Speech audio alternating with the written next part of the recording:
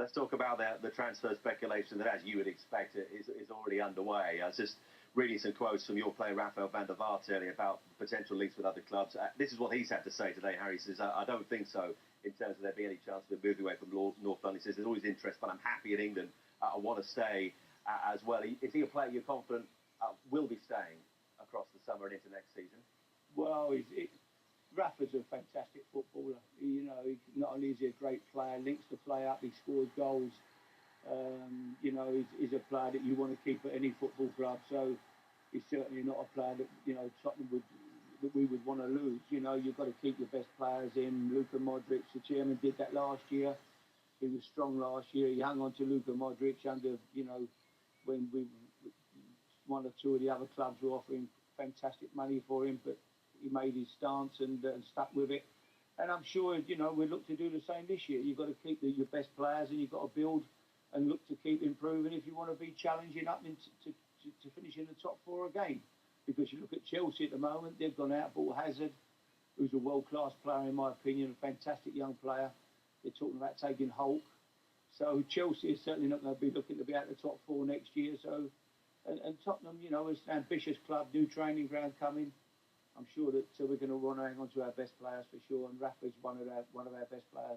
And how much more difficult is it to hang on to those players? You mentioned the likes of Luka Modric. It's bound to be another summer with plenty of intrigue over a player like that. But how much more difficult is this battle to keep your key players when you haven't got Champions League football, which you came so close to getting once again? Yeah.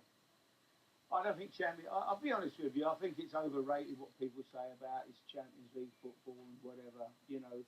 People would have still gone to Chelsea if they hadn't won the Champions League this year, because they know it's a club that's looking to get next year to get into the Champions League positions. They pay fantastic money. And if you pay players enough money and you give them good enough contracts and you show that you're ambitious, they'll come to your club.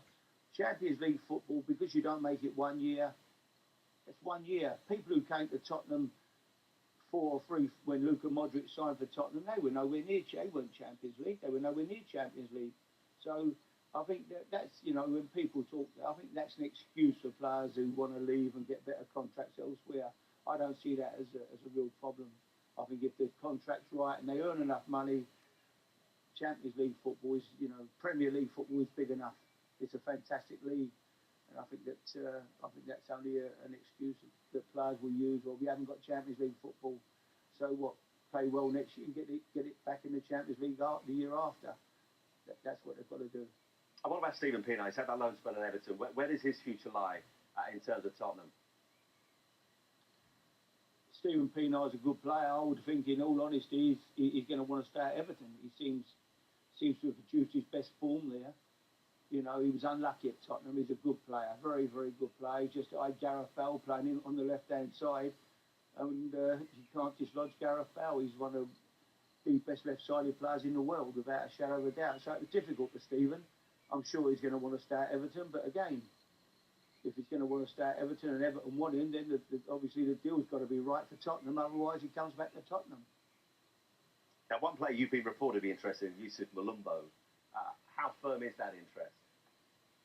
No, I don't really know where that's come from, to be perfectly honest with you.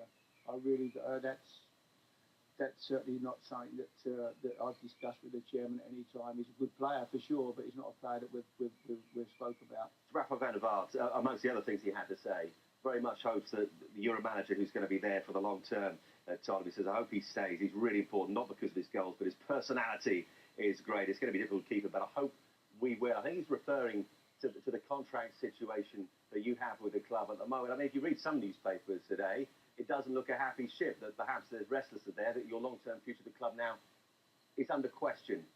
What is the situation? People talk about it, so I've never had a problem with Daniel Levy. I probably got on as well with Daniel as I could never have a problem with him. People keep saying about our relationship. I've never had a minute's problem with Daniel Levy in terms of falling out with him or whatever. So I don't even know where that comes from. The simple situation is I've got a year left on my contract. It's up to Tottenham whether they want to extend that contract or not. If they don't extend it and I go into my last year, it's not an easy one, I think, when players know you've only got a year left. But that's up to the club to decide. If they want to, if they think I'm the man to keep taking the club forward, then they'll extend the contract. If he doesn't think I am, then he won't extend it. He'll let my contract go into the last year and run out. It's up to Tottenham, basically. I've got a year left on my contract there, and that's the situation. But, I think the things couldn't have gone better since I've been there. We've had finished fourth twice, fifth once, quarter-final Champions League, so played fantastic football. It's a good club, and I enjoy being at Tottenham. We're, of course, all looking for security in various areas of life. If you don't get that contract extension, can you see yourself staying at Tottenham, or might you look elsewhere? Well, it's not a case of me looking for security. Honestly, I really doesn't.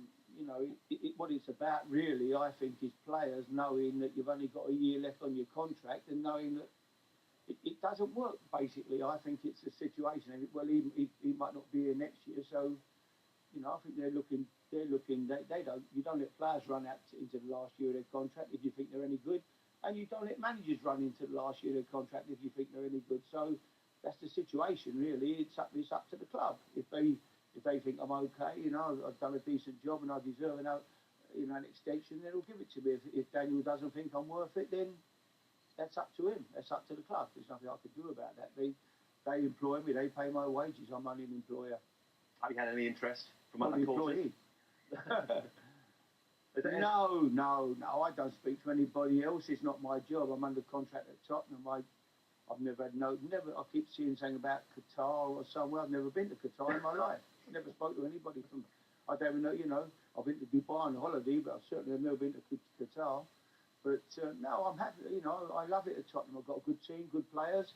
It's up to the chairman. He makes the decisions. As I say, if he doesn't want to give me another year or extend my contract beyond a year, then that's his decision, really. But we'll see what happens. It's up to Daniel.